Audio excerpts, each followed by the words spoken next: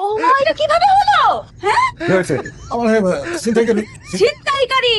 ছিনতাইকারী আমাকে ধরেছে, মেরেছে এবং বাজার নিয়ে গেছে। ছিনতাইকারী বাজার কেন নিয়ে যাবে টাকা না নিয়ে? নিয়ে যাবে টাকা, হ্যাঁ টাকাই নিয়েছে, মানে আমি নার্ভাস, সেই কারণে আমি সব বলছি।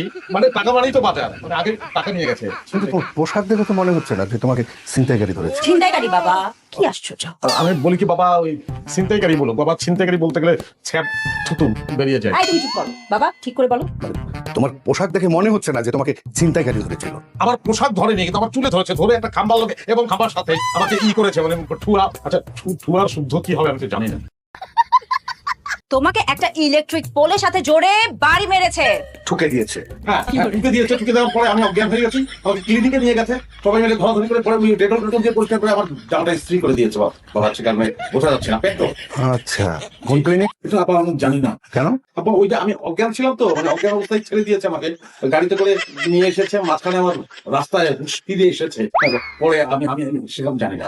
অদ্ভুত ক্লিনিক তো, অজ্ঞান অবস্থায় রোগীকে ছেড়ে দেয়। অদ্ভুত, এটাও কি আমার দোষ? আপা আমি তো খারাপ দাঁড়িয়ে আমি থাকতে পারছি না আপা, আমি তো খুব টায়ার্ড লাগছে আমার। আচ্ছা বাবা, বাদ দাও না এইসব। বেচারা এমনি খুব বাজে একটা সিচুয়েশনে পড়েছিল। তুমি যাও, ঘরে যাও, গিয়ে আরাম করো, যাও। কি বাবা, আমি দেখছি তোমাকে ঠিক কোথায় ছিনতাইকারী অ্যাটাক করেছে? 7 নম্বর রোডে। 7 নম্বর। কে, কজন ছিল? সম্ভবত 4 জন। সম্ভবত 4 জন। মানে কি এক্সাক্ট সংখ্যাটা বলো? 4 জন। 4 জন। বাবা যেটা বললি, তাদেরকে দেখলে তুমি চিনতে পারবে? আমাকে এটা করার পরে তো আমি অজ্ঞান হয়ে যাই। জ্ঞান ফেরার পর থেকে আর চেহারাগুলো মনে পড়ছে না আব্বা। সরি, ওষুধ খেয়েছি আমি একটু আগে, খাবার আগের ওষুধ।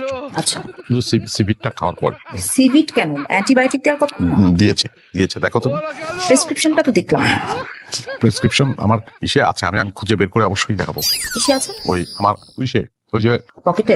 না পকেটে না, ওই যে ওয়াশরুমে নিয়ে আসবো। সম্ভবত, আমি জানি না, জ্ঞান হারিয়ে ফেলেছিলাম তো মনে নেই। ওয়াশরুমে প্রয়োজনে ডাক্তারের কাছ থেকে আবার নিয়ে আসবো।